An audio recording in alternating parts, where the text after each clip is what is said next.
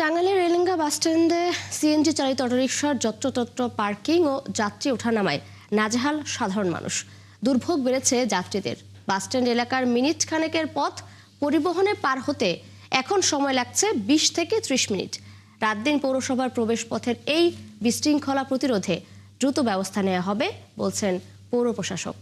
M A রাজ্জাকের তথ্য ছবিতে প্রতিবেদন।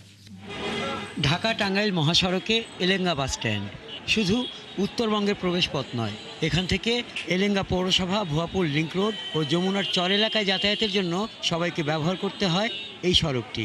সিএনজি চালিত অটোরিকশার যত্রতত্র পার্কিং ও যাত্রী ওঠানামায় এখন বাসস্ট্যান্ডের অবস্থা বেহাল। দুর্ভোগে পড়েছে যাত্রী ও পথচারী। বাসস্ট্যান্ড এলাকার মিনিট খানেকের পথ পরিবহনে পার হতে এখন সময় লাগছে ২০ থেকে ৩০ মিনিট। এলাকার লোকজন বলছেন, বাসস্ট্যান্ডের পুরাতন ভুয়াপুর রোড ও পৌরসভায় প্রবেশপথে বাজার বসতো।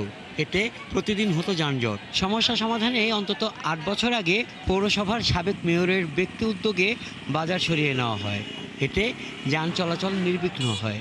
২০২৪-এর ৫ আগস্টের পর থেকে পরিবহন কমিটির কার্যক্রম স্থবির হয়ে যায়। অটো বা সিএনজি এলাদের যেখানে সেখানে যখন তখন গাড়ি রাখার কারণে আমাদের ভীষণ কষ্ট হয় দিক দিয়ে চলাচল করতে। দেখা যায় আমরা সকালে যদি বের হই 10 থেকে 15 মিনিট লাগে এইটুকু জ্যাম ক্লিয়ার করতে। অসুস্থ একটা রোগী যে দোকানে আসবো, সেটা আসতে এই 2 মিনিটের রাস্তা লাগে 10 মিনিট। পরিবহন চালকদের দাবি, দীর্ঘদিন পরিবহন কমিটি না থাকায় কেউ তাদের নিয়ন্ত্রণ করছে না। এখন আমরা করে দিছে, আমরা এক সাইড করে আমরা রেখে দিয়েছি। এটা হলো স্টান রাস্তা যতটুকু আছে আমাদের ওই রকম নিয়ন্ত্রণে নাই। সাইডে একটু জায়গা একটু বেশি থাকলে তাহলে মনে হয় যে গাড়ি আমরা সাইড করতে পারবো।